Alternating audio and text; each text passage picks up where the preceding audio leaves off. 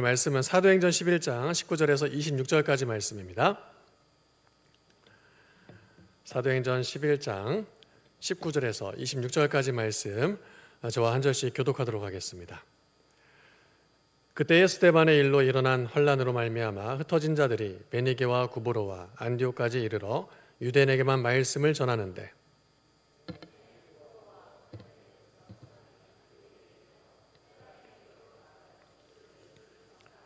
주의 손이 그들과 함께 하심에 수많은 사람들이 믿고 주께 돌아오더라.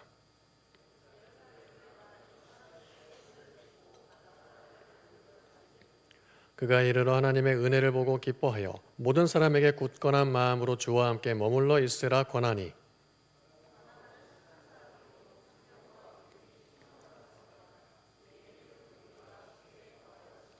바나바가 사울을 찾으러 다소에 가서 만남에 안디옥에 데리고 와서 둘이 교회에 1년간 모여 있어 큰 무리를 가르쳤고 제자들이 안디옥에서 비로소 그리스도인이라 일컬음을 받게 되었더라.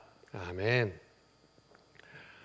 우리는 저와 함께 여러분 세 번의 지난 시간을 통해서 교회 공동체에 대한 말씀을 여러분과 함께 나누었습니다. 교회는 어떻게 존재한다? 개인이 아니라 공동체로 존재한다. 개인의 신앙의 성숙은 무엇으로 연결되어져 있다? 공동체로 연결되어져 있다. 그래서 교회는 공동체라는 첫 번째 주의 말씀을 나눴고요. 우리 두 번째로는 교회는 그래서 이 부름받은 공동체다. 에클레시아라는 교회 단어의 뜻과 같이 세상으로부터 특별한 목적을 갖고 밖으로 부름받았다라는 거예요. 그래서 우리가 부름받은 공동체로서 존재하는 두 번째 정체성을 나누었고요. 마지막 시간에는 우리가 함께 이 자리에서 특별한 소명으로 부름받았지만 부름받은 것에서 끝나지 않고 이 세상을 향하여서 하나님의 일을 감당해야 될 보냄받은 공동체다라고 해서 우리가 함께 이 세 가지 주제로 함께 말씀을 나누었습니다.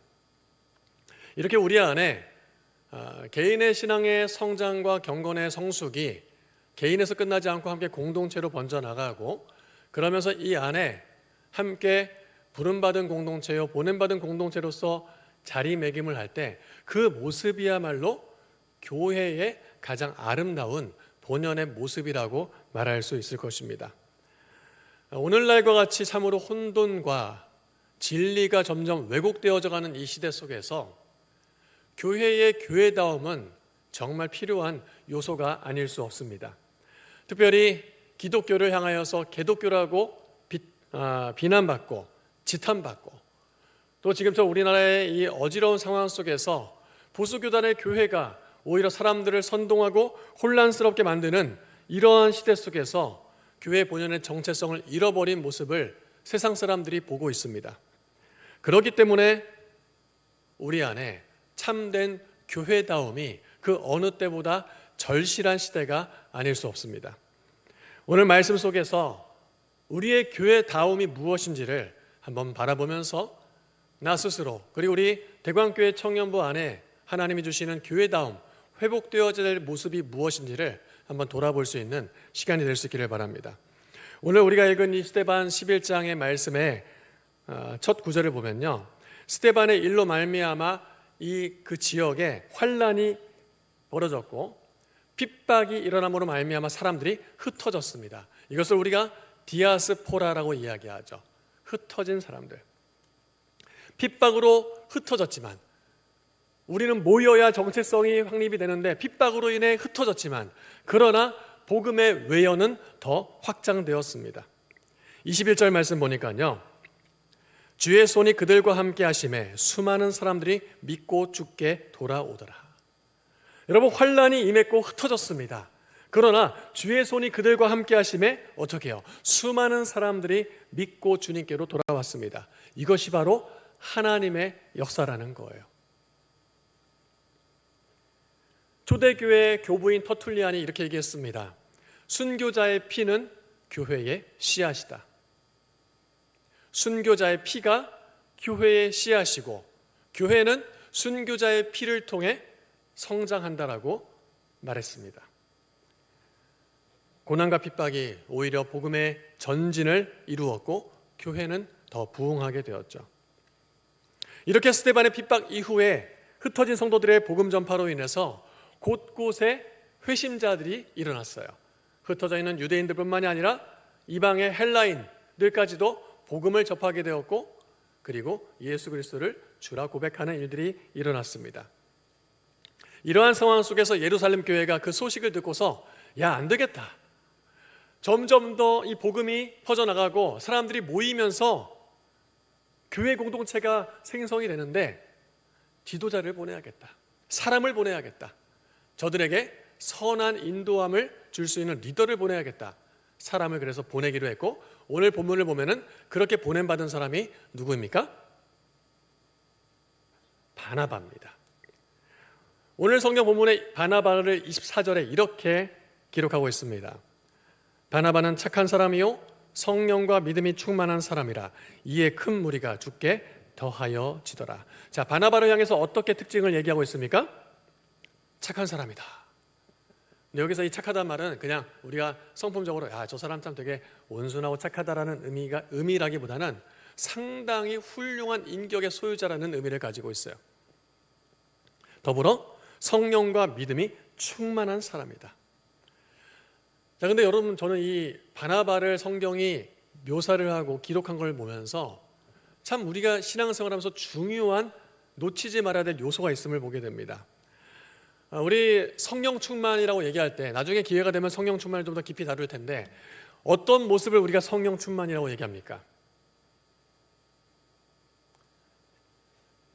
여러분, 우리 성령 충만해야 된다고 얘기하잖아요. 그러면 어떠한 모습을 가지고 성령 충만하다라고 우리가 말할 수 있냐라는 거예요.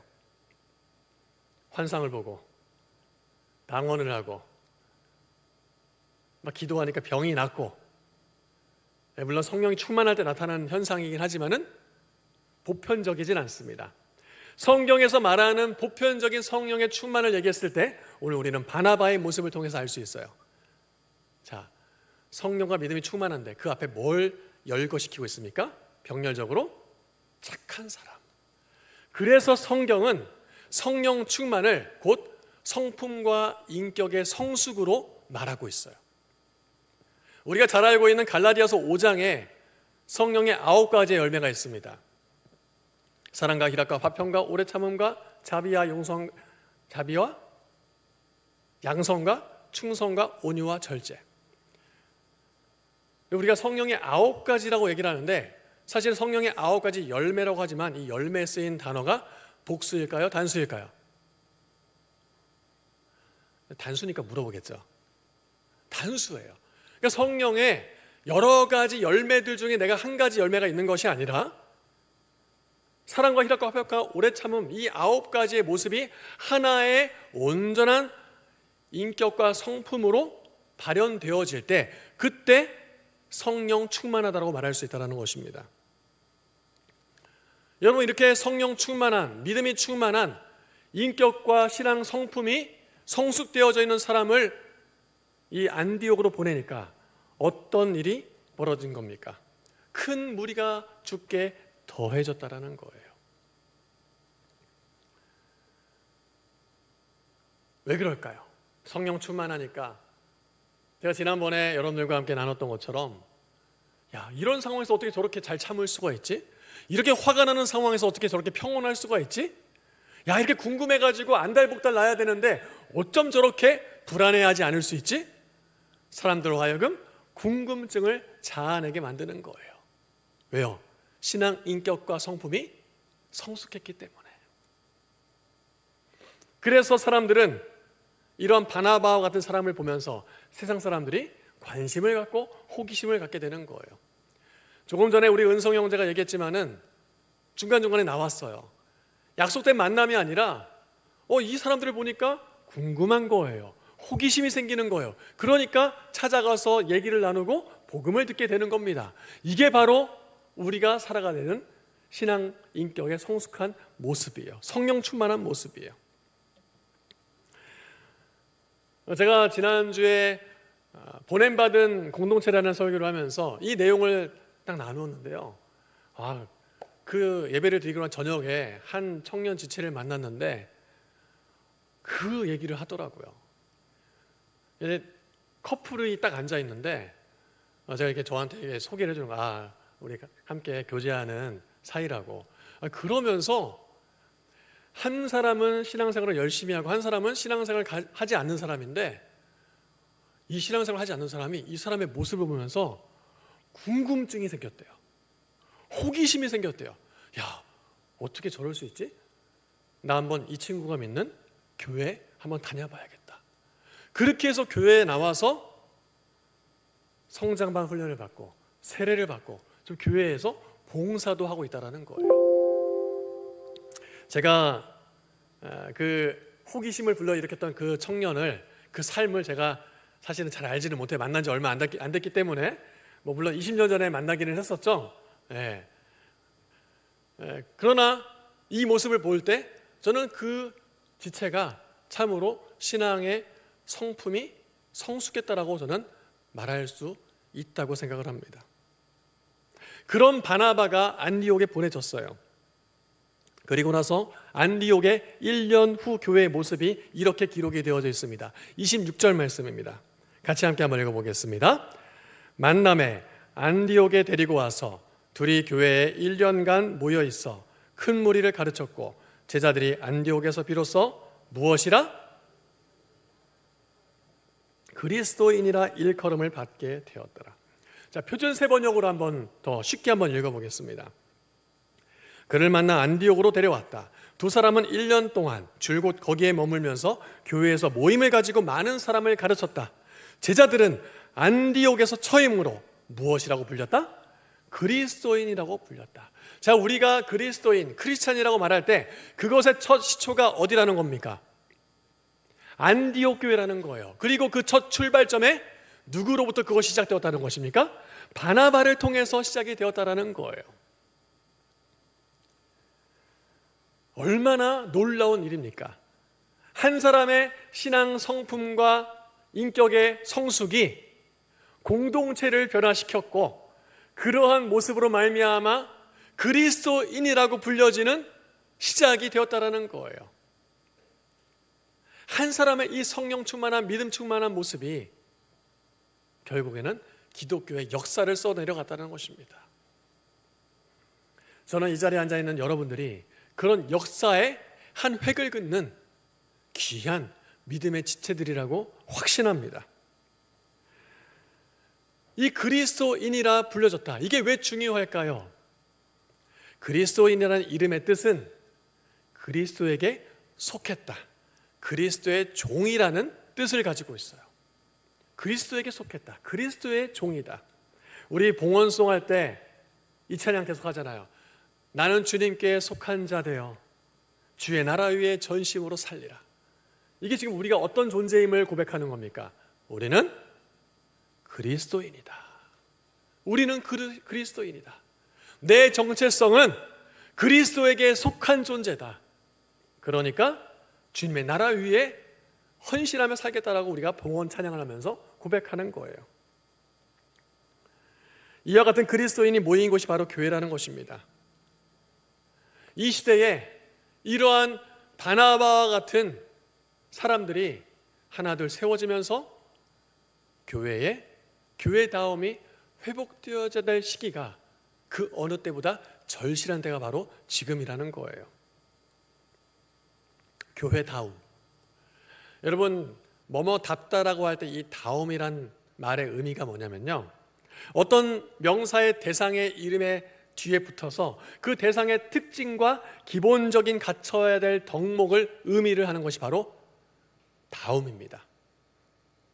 인간다움이라고 얘기했을 때 인간 본연이 갖춰야 될 덕목이 갖춰졌을 때 인간다움이라고 얘기하는 거예요.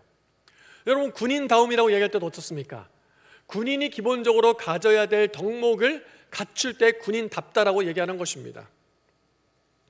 우리가 교회다움이라고 얘기할 때 그 교회 본연에 갖춰야 될 모습이 우리에게 필요되고 요구된다는 거예요. 그 본질을 여러 가지 많이 있지만은 다 다룰 수 없어요. 그러나 우리가 이 시간 명심해야 될 것은 교회의 교회다움은 그리스도인의 그리스도인다움으로 이루어진다는 거예요. 뭐라고요? 교회의 교회다움은 그리스도인 다음으로 만들어진다는 것입니다. 이 자리에 수많은 지체들이 있습니다. 목사로부터 우리 성도들까지 있어요. 목사다움이 이루어질 때에 교회다움이 이루어지는 것입니다. 목사가 성도의 삶에, 성도의 고통에 관심을 갖고 영적인 성장을 위해서 기도하고 가르치고 목양하고, 이런 목사다움을 잃어버릴 때 교회다움이 사라져버리는 거예요. 장로는 장로다워야 됩니다. 권사와 집사는 권사다움을 가져야 되고 집사다움을 가져야 됩니다. 기독청년은 기독청년다움을 가져야 됩니다.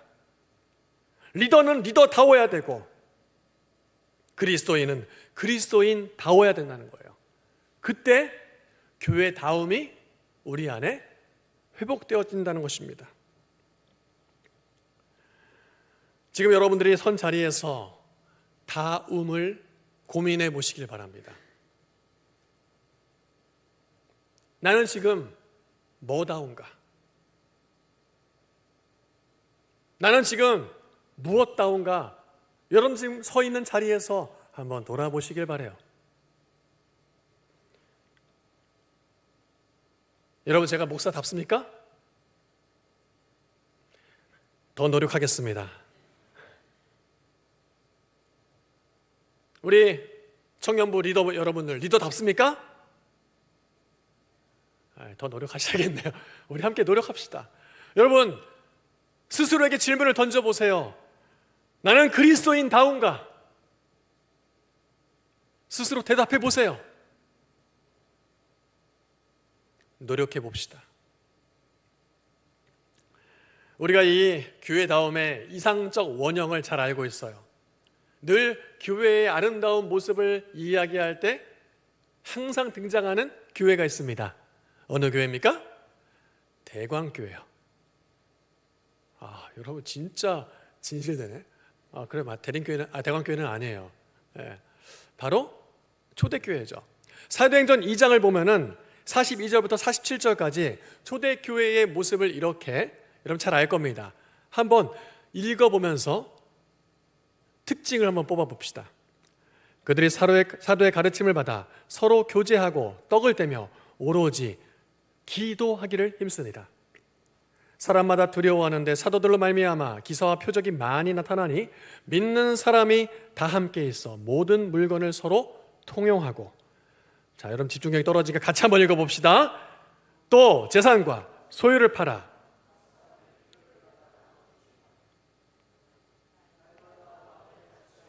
성전에 모이기를 힘쓰고 집에서 떡을 떼며 기쁨과 순전한 마음으로 음식을 먹고 하나님을 찬미하며 또 온 백성에게 친송을 받으니 주께서 구원받는 사람을 날마다 더하게 하시니라. 초대교회 공동체의 교회다움의 모습은 어떤 모습이었습니까? 모이기에 힘썼고요. 모여서 뭐 했어요? 예배하고 기도했습니다. 그리고 서로의 삶을 관심을 갖고 서로에게 필요한 것이 무엇인지를 나누었습니다. 그리고 가르침을 받았습니다. 여러분, 이러한 초대교회의 모습을 우리가 정리를 해보면 이렇게 얘기해 볼 수 있을 거예요. 초대교회는 예배 공동체였다. 초대교회는 기도 공동체였다. 초대교회는 가르침을 받는 훈련 공동체였다. 초대교회는 서로를 돌아보는 교제 공동체였다. 그리고 서로의 것을 나누면서 베풀고 섬기는 초대교회는 섬김 공동체였다.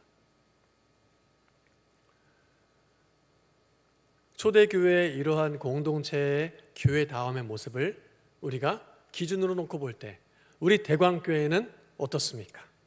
우리 대광교회 청년부는 어떻습니까? 우리 대광교회 이 자리에 보니까 제가 어제도 만난 청년은 얘기를 하더라고요. 5살 때부터 선교원, 대광 선교원부터 다녔다고. 많은 것 같아요. 여러분, 우리 대광교회의 영적인 실천 목표가 몇 가지입니까? 몇 가지예요? 자, 그럼 제가 몇 가지인지는 말씀드릴게요. 4가지입니다. 자, 그 실천 목표가 뭡니까?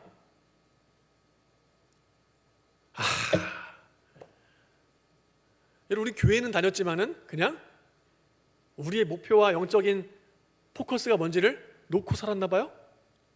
우리 대광교회의 영적인 목표와 비전 4가지. 기도하는 교회, 전도하는 교회, 훈련하는 교회, 사랑으로 봉사하는 교회. 이것이 바로 사도행전 2장에 있는 초대교회의 아까 제가 열거했던 공동체의 모습을 4가지로 축약한 거예요. 그러면 우리가 대광교회 한 공동체로 모였다라면 우리가 이 교회다움을 4가지를 통해서 실현시켜 나가고 있는지, 우리의 방향성에 일치는 않았는지 돌아보고 점검해 봐야 된다는 것입니다. 오늘 설교를 마무리하면서 큰 틀에서 교회다움이 무엇이어야 될지를 여러분들과 함께 나누었습니다. 그리고 앞으로 우리가 주목하고 집중해야 될 우리의 교회다움을 온전하게 회복하기 위해서 한 가지 요소를 좀 깊이 여러분들과 다루려고 합니다. 지금 우리가 이 자리에 앉아서 함께 예배하는데 우리가 드리는 이 예배는 무엇인지, 함께 모여서 우리가 기도하고 또 개인의 경건 삶에서도 기도하는데 우리의 기도가 무엇인지, 우리의 교제는 어떠해야 되고 우리의 전도는 어떠해야 되는지, 이러한 신앙의 우리의 중요한 공동체의 핵심 목표와 가치를 이제 여러분들과 함께 하나씩 나눠보면서, 그래, 내가 이 부분에 있어서 놓치고 있었지, 그래, 내가 이 부분은 잘하고 있었다고 생각했는데 말씀을 들어보니까, 성경에 내 자신을 비추어 보니까 이 부분을 내가 소홀히 여기고 있었네. 돌아보면서 우리의 삶 속에서 그리스도인 다움을 회복하고, 그런 바나바와 같은 사람으로 말미암아 우리 대광교회 청년부가 교회 다움을 회복해감으로 말미암아 이 어두운 시대 속에서, 혼탁한 시대 속에서, 혼란스러운 시대 속에서 이 어두움에 세상 속에 빛을 밝히 비춰주며, 그래, 우리가 나아가야 될 방향은 이곳이다 함께 전해질 수 있는, 그래서 이 지역에 있는 사람들이 대광교회 청년들을 바라보면서 호기심을 가지는 거예요. 야, 저기 교회 다니는 청년들은 어쩜 저렇게 미인이고 미남이냐? 그런 호기심은 안 생기나요? 그래도 야, 저기 교회 청년들은 어쩜 이렇게 밝고 성품적으로, 인격적으로 성숙하고, 그래서 가게에서 뭘 만나도, 잠시 지역 사람들과 만나도 교회를 얘기하면서, 야, 진짜 대광교회 청년이구나, 그 교회 한번 가보고 싶다. 여러분들의 일상생활 속에서 세상 사람들에게 복음이요 성경이 될 수 있기를 주의 이름으로 축원합니다. 그런 마음을 가지고 우리 공동체 올 한 해 진력해 나갈 때에, 오늘 바나바가 안디옥에 가서 어떤 일이 벌어졌어요? 1년 동안 바울과 함께 열심히 가르쳤더니 그 교회가 영적인 놀라운 부흥을 이루었잖아요. 그 안디옥 교회에 그리스도인이라 제자들이 처음으로 불려졌던 그 교회의 아름다운 역사가 이 자리에 지금 드러나진 않았지만은 한 사람 한 사람의 바나바 같은 일꾼들로 말미암아 놀랍게 일어나길 간절히 꿈꾸고 소망합니다. 아멘. 우리 이 마음 가지고 우리 이 찬양으로 하나님 앞에 함께 고백하면서